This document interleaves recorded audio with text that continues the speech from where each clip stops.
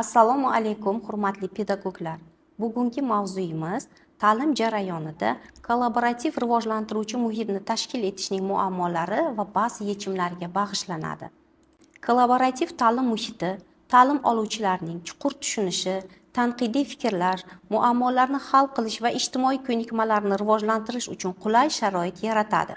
Biroq bu muhitni samarali tashkil etish uchun o'qituvchilardan maxsus ko'nikmalar va tizimli yondashuv talab etiladi.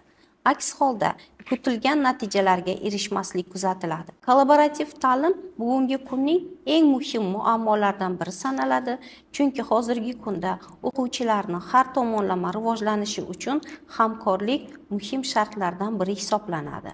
Ta'lim jarayonida kollaborativ, ya'ni hamkorlikka asoslangan rivojlantiruvchi muhitni tashkil etish juda samarali hisoblanadi. Ammo uni amalga oshirishda bir qator muammolar va qiyinchiliklar yuzaga kelishi mumkin. Quyida ba'zi aniqlangan muammolarni va ularning yechimlarini taklif qilamiz.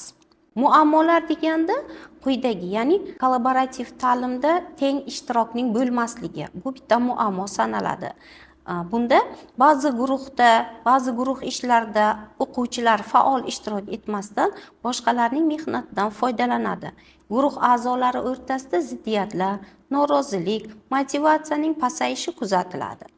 Ijtimoiy va muloqot ko'nikmalarining yetishmasligi o'quvchilarda samarali muloqot qilish, bir-birini tinglash, fikrlarni hurmat qilish, konfliktlarni keltirib chiqarishi mumkin.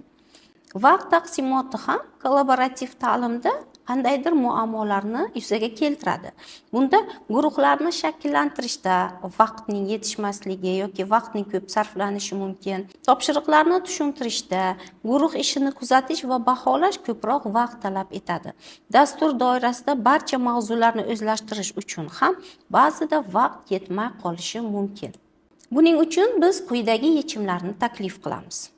Teng ishtirokni ta'minlash maqsadida har bir guruh a'zosiga aniq rollarni berish tavsiya etiladi. Bular guruhda liderlar, yozib boruvchi, ya'ni qayd etib boruvchilar, vaqt nazoratchisi, taqdimotchi va o'sha rollarni berish va mas'uliyatni o'quvchilarga yuklash. Rollarni vaqti bilan almashtirib turish ham yaxshi natija beradi. Ijtimoiy ko'nikmalarni ochiq o'rgatish, ya'ni samarali tinglash, hurmat bilan fikr bildirish, kelishmovchiliklarni konstruktiv hal qilish kabi ko'nikmalarni dars boshida tushuntirish, ya'ni o'sha guruhda ishlash bo'yicha turli qoidalar bilan o'quvchilarni tanishtirish va amaliyotda ularni mashq qildirib borish orqali ijtimoiy ko'nikmalar ochiq o'rgatiladi. Vaqt taqsimoti muammosi. Kollaborativ faoliyatlarni darsning ajralmas qismi sifatida doimiy tarzda rejalashtirib borish kuzatiladi.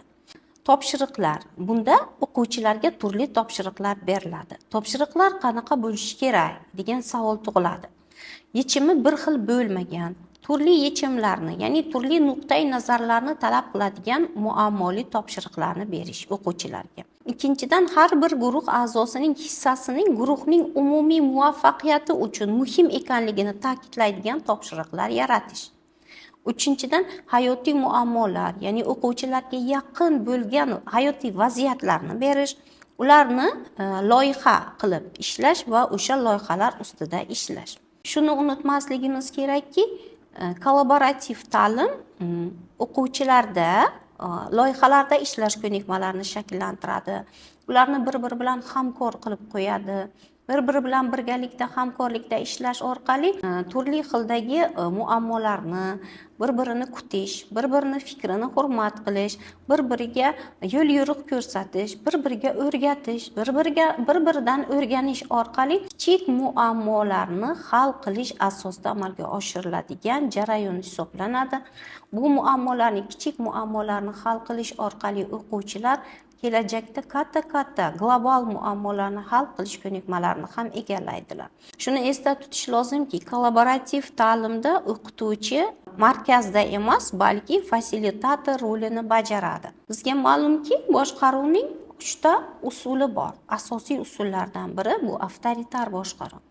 Agar shu yerda o'qituvchi sinfni avtoritar tarzda boshqaradigan bo'lsa, o'quvchilar ijod qilmay qo'yadi, ya'ni kreativlik ko'nikmalari pasayadi. Ikkinchisi liberal boshqaruv. Liberal boshqaruvda o'qituvchi tomonidan mas'uliyatsizlikka yo'l qo'yilishi o'quvchilarning jamoa bo'lib ishlashiga, turli xil g'oyalarni birgalikda muhokama qilishiga, ya'ni o'qituvchi qachonki kuzatuvchi bo'lib tursa, bu g'oyalar to'g'ri, aniq maqsadga yo'naltirilgan bo'lishi mumkin.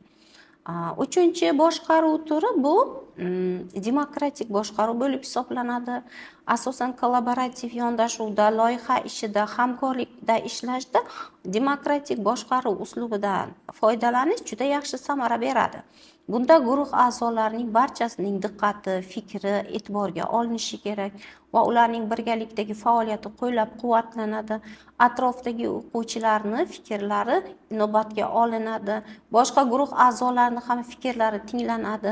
Umumiy natijaga kelishda hammaning fikri inobatga olingan holda yondashiladi.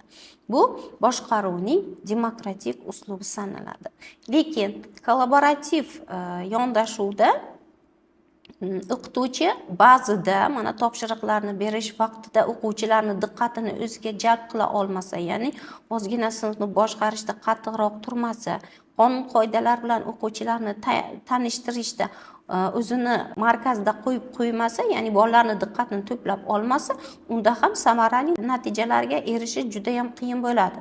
Shuning uchun o'qituvchi tomonidan birinchi navbatda boshqaruvning aralash uslublarini tanlash taklif etiladi. Bunda darsning har bir qismida yoki kollaborativ yondashuvning qaysidir qismlarida o'qituvchi o'quvchilarning diqqatini o'ziga jamlab olib, o'shanda qoidalarni tushuntiradigan vaqtda qaysidir demokratik yoki qaysidir uslublarni tanlashni o'ziga tanlab olish kerak. Misol uchun, birgalikda loyiha mavzusini tanlashni o'quvchilar e'tiborga qo'yib berishi mumkin. Bunda o'quvchilar birgalikda muhokama asosida qaysi mavzuni, qaysi muammoni yechimini topish ustida o'ylab ko'rsa, bunda boshqaruvning demokratik uslubini tanlagan bo'ladi. O'qituvchi tomonidan guruhlarda maxsus mavzular majburan berilsa, bunda hamkorlikda avtoritar uslub tanlangan hisoblanadi. Agar o'quvchilar qaysidir qoidalarni o'zlari qaysidir mavzularni tanlab olib, unda o'zicha yondashsa, hech qanaqa o'qituvchi tomonidan ko'rsatmalar berilmasa, guruh ma'lum miqdorda yo'naltirib turilmasa, unda liberallashuv, ya'ni boshqaruvning liberal uslubi tanlangan bo'ladi. Shuni inobatga olish kerakki, fasilitatsiya jarayonida, ya'ni kollaborativ hamkorlik jarayonida o'qituvchi boshqaruvning turli uslublaridan qaysidir vaqtlarda foydalanishi maqsadga muvofiq. Buni tanlab olish ham o'qituvchining o'zining ixtiyorida hamda o'quvchilarning motivatsiyasi, ularning imkoniyatlari, ularning turli xildagi o'sha xususiyatlardan kelib chiqqan holda tanlanadi. Shunday ekan, kollaborativ yondashuvning o'ziga xos shakllari, kollaborativ muhitda o'quvchilarni rivojlantirish usullari birgalikda tanlanishi, ma'lum reja asosida amalga oshirilishi va har bitta o'sha topshiriqlarni bajargan vaqtda hamkorlikda o'qituvchi va o'quvchilar yoki o'quvchilarning o'zaro interaktiv hamkorligi amalga oshirilsa maqsadga muvofiq bo'ladi. Shuni unutmaslik kerakki, kollaborativ ta'limda doimiy ravishda o'qituvchining o'ziga xos uslubi yetakchilik qiladi. Ya'ni u fasilitator vazifasida ishtirok etadi. Qisqa qilib aytadigan bo'lsak, bugungi video darsimizning asosiy maqsadi kollaborativ ta'limda yuzaga keladigan ba'zi muammolar va ularning yechimlarini har bir o'qituvchi o'zining imkoniyatidan kelib chiqqan holda, sinfning yoki guruhning qobiliyati, motivatsiyasidan kelib chiqqan holda tanlasa, maqsadga muvofiq bo'lgan bo'lar edi.